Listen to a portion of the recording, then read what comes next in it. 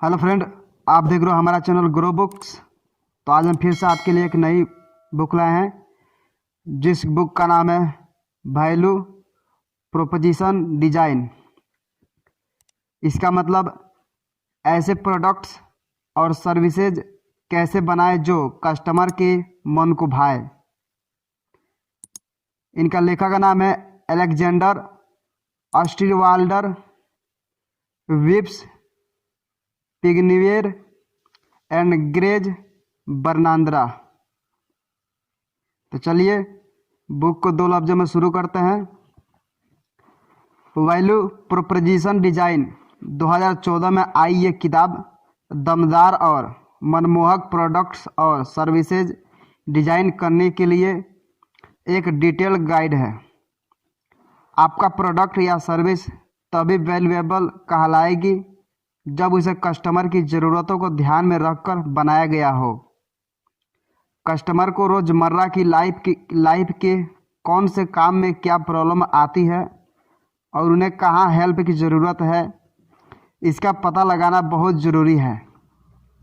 इस किताब को पढ़कर आप इस बात को भी समझ पाएंगे कि कस्टमर्स की ज़रूरत के मुताबिक प्रोडक्ट और सर्विस डिज़ाइन कर लेना तो बस एक शुरुआत है, उससे आगे भी आपको एक लंबा सफ़र तय करना होगा। यह किताब किसके लिए है? जो इंटरप्रेन्योर हैं या बनना चाहते हैं, जो लोग इनोवेशन या वैल्यू की क्रिएशन करना चाहते हैं। अध्याय नंबर 1, अपने प्रोडक्ट की रियल वैल्यू समझने के लिए खुद को कस्टमर की जगह रखकर देखें कि आपके प्रोडक्ट के क्या फ़ायदे और नुकसान हैं। अगर आप अपना बिजनेस स्टार्ट करना चाहते हैं तो कहाँ से शुरू करें? बहुत से लोग इस सवाल के जवाब में कहेंगे कि अपना प्रोडक्ट या सर्विस बनाकर, लेकिन ये बात सुनने में जितनी आसान लगती है, करने में उतना ही ट्रिकी है, क्योंकि आपको एक ऐसा प्रोडक्ट या सर्विस डिज़ाइन करना होगा जो कि कस्टमर के लिए सच में काम का हो, तभी उसका कोई वैल्यू रहेगी। यही सवाल इस किताब का सेंट्रल पॉइंट है। इस किताब में आपको एक डिटेल्ड तरीका मिलेगा कि कैसे आप अपने पोटेंशियल कस्टमर की ज़रूरतों को समझकर अपना प्रोडक्ट या सर्विस उन तक कुछ ऐसे डिलीवरी कर सकते हैं जो उनकी सभी उम्मीदों पर खरा उतरे। ये किताब एक स्टेप बाय स्टेप गाइड है जो कस्टमर की सोच को समझने में शुरू होकर अपने प्रोडक्ट या सर्विसेज को मार्केट में लॉन्च पर ख़त्म होती है। एक सुई से लेकर हवाई जहाज़ तक आप जो कुछ भी बेचना चाहते हो, उसके पहले आपको खुद से एक सवाल पूछना चाहिए, मेरे प्रोडक्ट में आखिर ऐसा क्या है जिसे देखकर कस्टमर इसे खरीदेंगे? इसमें ऐसा क्या है जो इस प्रोडक्ट को उनके डेली लाइफ के लिए ज़रूरी बनता है? इसको पता लगाने के लिए सबसे पहले आपको ये समझना होगा कि वो कौन सा काम है जिनसे आपके पोटेंशियल कस्टमर को मदद की ज़रूरत है। काम दो तरह के हो सकते हैं। पहला, डेली लाइफ के रेगुलर काम जिन्हें फंक्शनल जॉब्स कहा जाता है, जैसे गार्डनिंग करना, राशन और सब्जियां लाना, बर्तन धोना, लॉन्ड्री आदि। दूसरा, सोशल काम जो हम समाज को दिखाने के लिए और दूसरों को इम्प्रेस करने के लिए करते हैं, जैसे लेटेस्ट ट्रेंड के कपड़े पहनना, अपने बॉस को ज़बरदस्त प्रेजेंटेशन से खुश करना, बढ़िया प्रोफाइल पिक्चर क्लिक करना। अपने प्रोडक्ट की वैल्यू पता लगाने का दूसरा स्टेप है अपने कस्टमर की प्रॉब्लम को समझना। चाहे फंक्शनल जॉब हो या सोशल, उन्हें करने में कस्टमर्स को कहाँ क्या परेशानियाँ आ रही है, इस बात को बारीकी से देखना। सबसे पहली परेशानी हो सकती है अनवांटेड आउटकम्स या अनचाहे नतीजे, यानी जो सोचकर उन्होंने प्रोडक्ट लिया उसने वैसा काम नहीं किया। जैसे किसी ने अपने किचन गार्डन के लिए स्प्रिंकलर सिस्टम लिया, लेकिन ना तो उसकी पाइप ढंग से फिट हुई, ना उसने ठीक से काम किया। दूसरी परेशानी हो सकती है दिक्कतें, जिनके कारण वो काम शुरू ही नहीं कर पा रहे हो। जैसे वो गार्डन के लिए एक अच्छा स्प्रिंकलर लेना तो चाहते हैं, लेकिन वो इतनी कॉस्टली है, उनके बजट में फिट ही नहीं हो पा रही है। तीसरी परेशानी है रिस्क, यानी वो बातें जो उनके काम ना करने पर हो सकती है। जैसे अगर उन्होंने स्प्रिंकलर नहीं लिया तो या तो उन्हें अपने गार्डन में पानी देने में काफ़ी समय लगेगा या फिर उनके प्लांट्स सूख जाएंगे। अपने प्रोडक्ट की वैल्यू समझने का आखिरी स्टेप है कस्टमर के गेन यानी फ़ायदों को समझना। ये वो फ़ायदा है जो आपके प्रोडक्ट से कस्टमर को मिलने वाले गेन 3 टाइप के होते हैं। पहला रिक्वायर्ड गेन यानी जो उस प्रोडक्ट का बेसिक काम है, स्प्रिंकलर का बेसिक काम है गार्डन में पानी देना। दूसरा है एक्सपेक्टेड गेन यानी जो कस्टमर चाहता है उस प्रोडक्ट से, जैसे स्प्रिंकलर इंस्टॉल करने में आसान हो और टिकाऊ हो। तीसरा है डिजायर्ड गेन यानी प्रोडक्ट का वो फीचर जो एक एडिशनल हो, जैसे स्मार्टफोन ऑपरेटेड स्प्रिंकलर सिस्टम। आपके स्मार्टफोन के सॉफ्टवेयर से आपका स्प्रिंकलर सिस्टम ऑन या ऑफ हो जाता है। ये वो फीचर है जो आपके प्रोडक्ट में कस्टमर का इंटरेस्ट बढ़ाएगा। अध्याय नंबर 2, किसी भी प्रोडक्ट या सर्विस की वैल्यू प्रोपोजिशन का मतलब है कि वो कस्टमर्स के प्रॉब्लमों को सॉल्व कर उन्हें कितना फ़ायदा पहुंचा सकता है। एक बार आपने ये समझ लिया कि आपके कस्टमर क्या चाहते हैं और उनकी क्या ज़रूरत है, तो समझिए आप एक बेहतरीन प्रोडक्ट डिजाइन करने के रास्ते पर अपना पहला कदम रख चुके हैं। अब अगला कदम है आपके प्रोडक्ट के कंपोनेंट्स को पहचान कर उन्हें कुछ ऐसे डिजाइन करने की कि वो कस्टमर्स की उम्मीदों पर खरा उतर सके। सबसे पहले आप ये तय कर ले कि आप अपने कस्टमर की कौन कौन सी प्रॉब्लम को सॉल्व करना चाहते हैं और उसके लिए आपके प्रोडक्ट में किन किन फीचरों की ज़रूरत है। जैसे मान लीजिए कि आपने सोचा है कि आपको एक स्मार्टफोन ऑपरेटेड स्पीकर सिस्टम बनाना है, तो आइए देखते हैं इसके क्या क्या कंपोनेंट्स हो सकते हैं।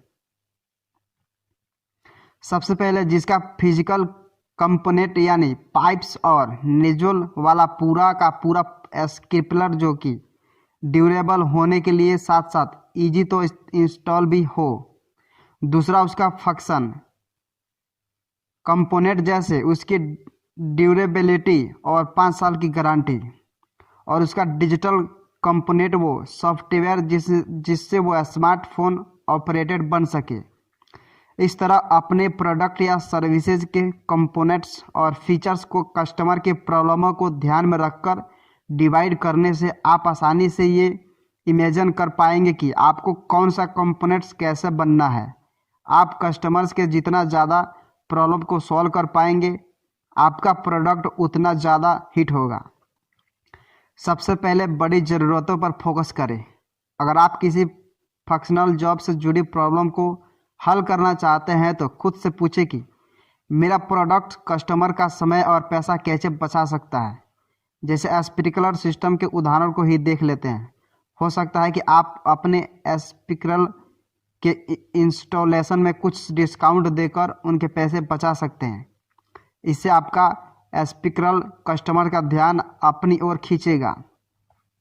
सोशल जॉब के केस में आप पूछ सकते हैं कि आप कस्टमर्स के लिए ऐसा क्या करें कि दूसरे उन्हें पसंद करें। जैसे आप एक फ़ोटो शेयरिंग प्लेटफार्म डिज़ाइन कर सकते हैं जिसमें तरह तरह के फ़िल्टर्स हो, जिसमें लोग अपने इमोशन के हिसाब से फ़िल्टर्स यूज करके फ़ोटो पोस्ट कर सकें।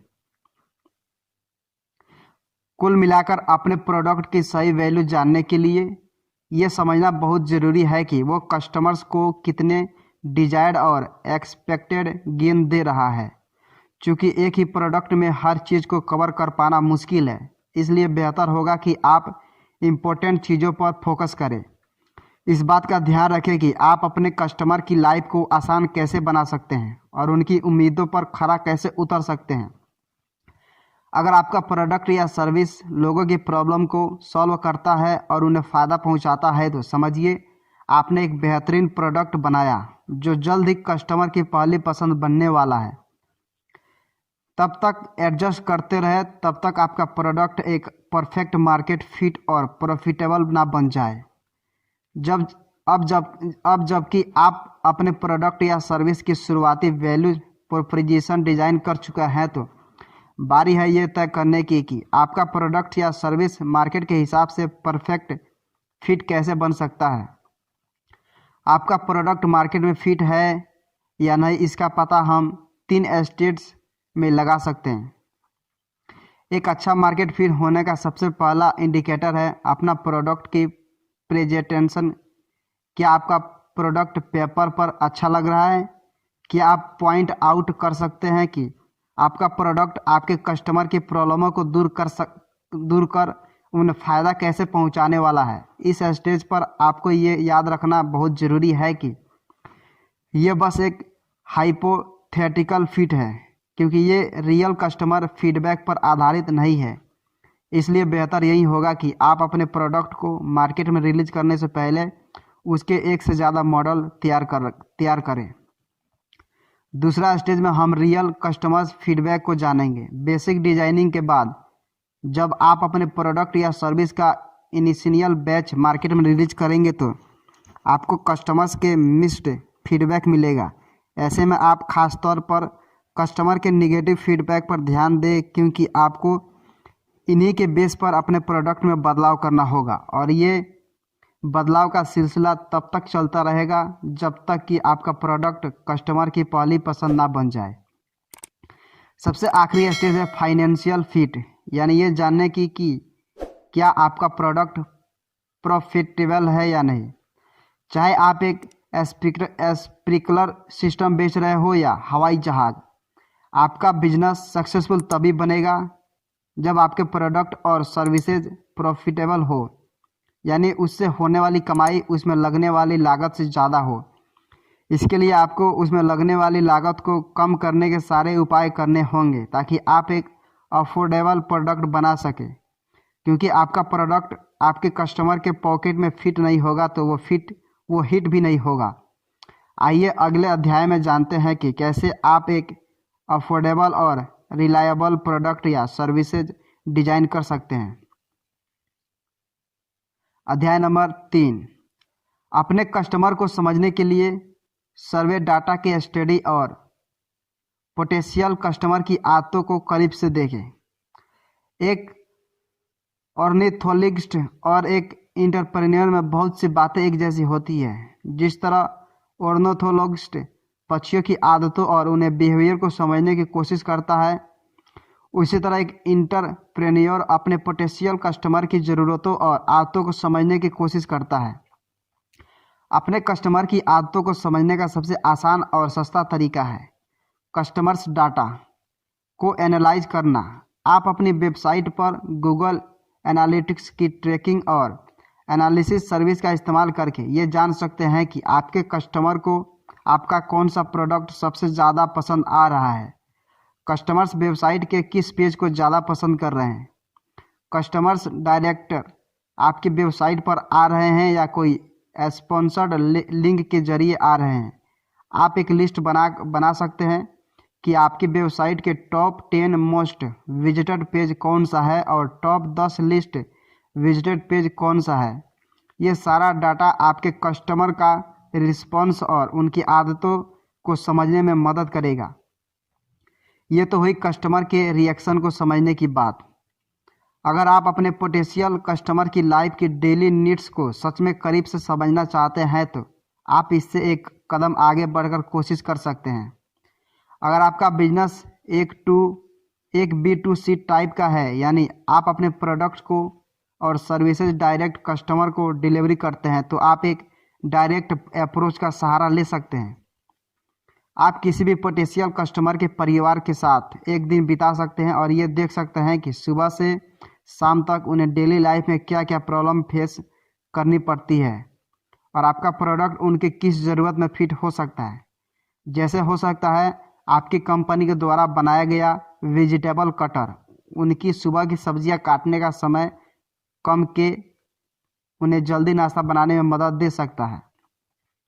अगर आप इतना डायरेक्ट अप्रोच नहीं अपनाना चाहते हैं तो आप एक इनडायरेक्ट अप्रोच का सहारा ले सकते हैं, यानी आप ये देख सकते हैं कि आपके कस्टमर कौन से दुकानों पर जाते हैं और किस प्रोडक्ट को ज़्यादा खरीदते हैं और किन्हें नज़रअंदाज कर देते हैं। आप उनके शॉपिंग पैटर्न को ऑब्जर्व करके अपने प्रोडक्ट को काफ़ी हद तक कस्टमर की पसंद का बना सकते हैं। वहीं दूसरा, और अगर आप B2B बिजनेस चलते हैं, यानी आप प्रोडक्ट को और सर्विसेज किसी दूसरे बिजनेस को सप्लाई करते हैं, तो आप उनके ऑफिस में उनके एम्प्लॉइज और उनके काम करने के तरीकों को समझकर अपने प्रोडक्ट और सर्विसेज में बदलाव ला सकते हैं। इसके लिए आप उन्हें हेडक्वार्टर पर वर्कशॉप ऑर्गेनाइज कर सकते हैं, जिससे आप उनके एम्प्लॉइज से बात करके काम के दौरान आने वाली परेशानियों के बारे में जान सकते हैं। जैसे हो सकता है कि वो अपने ऑफिस की किसी मशीन या सर्विस से खुश ना हो। ऐसे में आपकी कंपनी को उनकी पुरानी मशीन को अपनी नई मशीन से रिप्लेस करने का मौका जाएगा। अच्छे आइडियाज़ तक पहुंचने के लिए नैपकिन स्केच बनाएं और एड लिब सेंटेंस को भरें। आपने सुना होगा कि चाहे लाखों का बिजनेस हो या करोड़ों का, उसकी शुरुआत एक छोटे से आइडिया से होती है। वो कमाल का आइडिया इतना छोटा हो सकता है कि आप उसे होटल नैपकिन पर बना सकते हैं और उसे केवल 2 से 3 लाइनों में किसी को भी बता सकते हैं। अगर आप अपने आइडिया को सिंपलीफाई नहीं कर सकते तो इसका मतलब है कि आप खुद भी अपने आइडियाज़ को अच्छे से समझ नहीं पाए। एक बेहतरीन आइडिया तक पहुंचने के लिए ये बहुत ज़रूरी है कि जब भी आपको कोई आइडिया आए तो आप उसे कहीं ना कहीं लिखते रहें। नैपकिन स्केच का सेंट्रल आइडियाज़ है कि आप अपने वैल्यू प्रपोजिशन को एक नैपकिन जितने छोटे कागज़ पर उतार सके। ऐसा करते हुए आपको किसी भी प्रकार की डिलीटिंग की ज़रूरत नहीं, आपको बस मेन थीम प्रेजेंट करना है।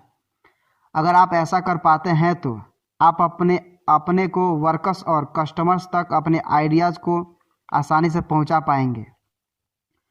किसी आइडिया तक पहुंचते समय नेगेटिव फीडबैक की टेंशन बिल्कुल न लें। अगर आपका एक आइडिया नहीं चला और फटाफट दूसरे के बारे में सोचना शुरू कर दे। ज़्यादा से ज़्यादा आपको अपने बेहतरीन आइडियाज़ तक पहुंचने के लिए कुछ पेपर नैपकिन्स और लगेंगे। उदाहरण के तौर पर आपको एक लो कास्ट फोल्डेबल फर्नीचर का आइडिया आया तो उसे पेपर नैपकिन पर कुछ इस तरह से लिख सकते हैं कि हम कस्टमर को फर्नीचर के कंपोनेंट्स होम डिलीवरी करेंगे जिन्हें वो खुद आसानी से इंस्टॉल कर सकते हैं और वो भी बिल्कुल किफ़ायती दामों पर। अगर आपको नैपकिन स्केच बनाना थोड़ा ओल्ड फैशन लगता है तो आप एक एड लिब सेंटेंस में अपने हिसाब से जोड़कर अपने आइडियाज़ तक पहुंच सकते हैं। एड लिब सेंटेंस ऐसे छोटे सेंटेंस होते हैं जिनमें कुछ खाली जगह होती है जिन्हें आपको भरना होता है। जैसे खाली को खाली देगा, जिससे वो खाली बहुत आसानी से कर सकेंगे। पहले ब्लॉक में आप अपने प्रोडक्ट का नाम लिखेंगे, दूसरे में पोटेंशियल कस्टमर का, उसके बाद आपके प्रोडक्ट के फीचर और आखिरी में आप वो काम लिखेंगे जिसे करने में आपका प्रोडक्ट आपके कस्टमर की मदद करने वाला है। जैसे हमारा प्रोग्रामेबल स्प्रिंकलर गार्डनर को एक आसान और टाइम सेविंग सिस्टम देगा जिसे वो आसानी से अपना घर में फ्लावर या वेजिटेबल गार्डनिंग कर सकते हैं। ऐसे ही आप भी एक छोटे से सेंटेंस या नैपकिन स्केच से बिलियनियर डॉलर के बिजनेस आइडियाज तक पहुंच सकते हैं। अध्याय नंबर 4, प्री सेल्स और प्रोटोटाइप कस्टमर डाटा और रिएक्शन जानने के आसान तरीके हैं। जब आपके पास कुछ ऐसा आइडियाज़ है जो शायद काम के हैं और वैल्यूएबल भी, तो अब बारी आती है उन्हें रियल कस्टमर के साथ टेस्ट करने की। सबसे पहले आपको अपने आइडिया लोगों से शेयर करना है, एक्सपर्ट्स से इनिशियल ओपिनियन लेना है और सबका रिएक्शन जानना है। हालांकि इनिशियल रिस्पॉन्स बहुत ज़रूरी और वैल्यूएबल है, लेकिन कई बार ये उतने एक्यूरेट नहीं होते। इसलिए रियल कस्टमर के रियल ओपिनियन जानने के लिए और भी चीज़ों की ज़रूरत पड़ती है, जैसे प्रोटोटाइप और प्रेस सेल्स की। प्रोटोटाइप यानी आपके आइडियाज़ का बेसिक मॉडल, जिसे बनाकर आप कस्टमर को डेमो स्टेट करेंगे। जैसे बड़ी बड़ी ऑटोमोबाइल कंपनियां अपने नए प्रोटोटाइप को टेस्ट करने के लिए कार शोज ऑर्गेनाइज करती है, जहां रियल वर्ल्ड कस्टमर उनके प्रोडक्ट और टेक्नोलॉजी को टेस्ट करके फीडबैक दे सकते हैं। प्रोटोटाइप से मिला फीडबैक आपके फाइनल प्रोडक्ट के लिए बहुत वैल्यूएबल हो सकता है।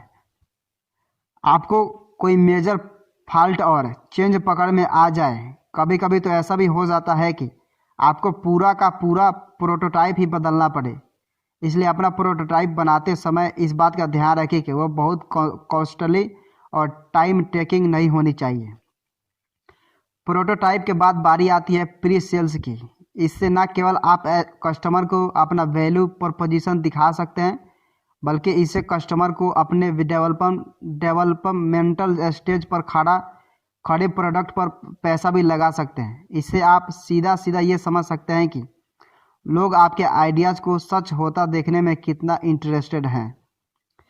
Kick starter pre sales data इकट्ठा करने का एक अच्छा तरीका है। ये एक ऐसा प्लेटफार्म है जहां बहुत से क्रिएटर्स और इन्वर्टर्स अपने आइडियाज़ को सच होता हुआ देखते हैं। अगर आपका ideas business to business dealing वाला है तो भी आप टारगेट कंपनियां में जाकर अपना आइडियाज़ प्रेजेंट कर सकते हैं, और अगर उन्हें आइडियाज़ पसंद आए तो उनके साथ लेटर ऑफ इंटेंट साइन कर ले।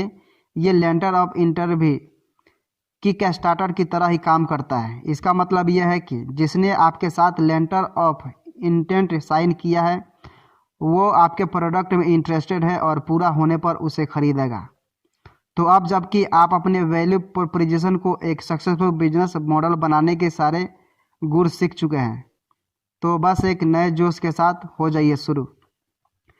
कुल मिलाकर किसी भी प्रोडक्ट या सर्विसेज की वैल्यू तब है जब वो कस्टमर को उनके सोशल और फंक्शनल जॉब्स की करने में मदद करे, यानी कुल मिलाकर किसी न किसी तरीके से उनकी लाइफ आसान बनाए। अपना प्रोडक्ट या सर्विसेज ये कैसे कर सकते हैं, इसका पता लगाने के लिए आपको अपने कस्टमर की लाइफ में झांकना होगा और ये समझना होगा कि उन्हें किन कामों में दिक्कतें आती है और उन्हें कहाँ कहाँ मदद की ज़रूरत है। जब आपको अपना बेहतरीन आइडिया मिल जाए तो उसका प्रोटोटाइप बनाइए और टेस्ट कीजिए। उनमें तब तक बदलाव करिए जब तक कि एक परफेक्ट प्रोडक्ट निकल ना आ जाए। क्या करें? प्रोडक्ट के प्रोटोटाइप फेज में कॉल टू एक्शन प्लान पर काम करें। कॉल टू एक्शन एक बहुत ही अच्छा तरीका है कस्टमर के इंटरेस्ट को समझने का और ये जानने का कि कस्टमर आपके प्रोडक्ट के लिए कितना पैसा खर्चा करने को तैयार है। इमेजिन कीजिए आप एक ऑटोमोबाइल कंपनी के ओनर हैं, आपको अपनी नई कार बेचनी है। आपने अपने प्रोटोटाइप तैयार करके अपने पोटेंशियल कस्टमर को दिखाया। उसके बाद आपने उनसे कह सकते हैं कि वो अपनी कार आज ही बुक कर सकते हैं, वो भी 20,000 से 1 लाख के बीच। कोई भी बुकिंग अमाउंट देकर अमाउंट जितना ज़्यादा होगा प्रायोरिटी लिस्ट में उसका नाम उतना ही आगे होगा। ऐसा करके आप अपने प्रोडक्ट के प्रति उनके इंटरेस्ट और उनके एक्साइटमेंट का आसानी से पता लगा सकते हैं।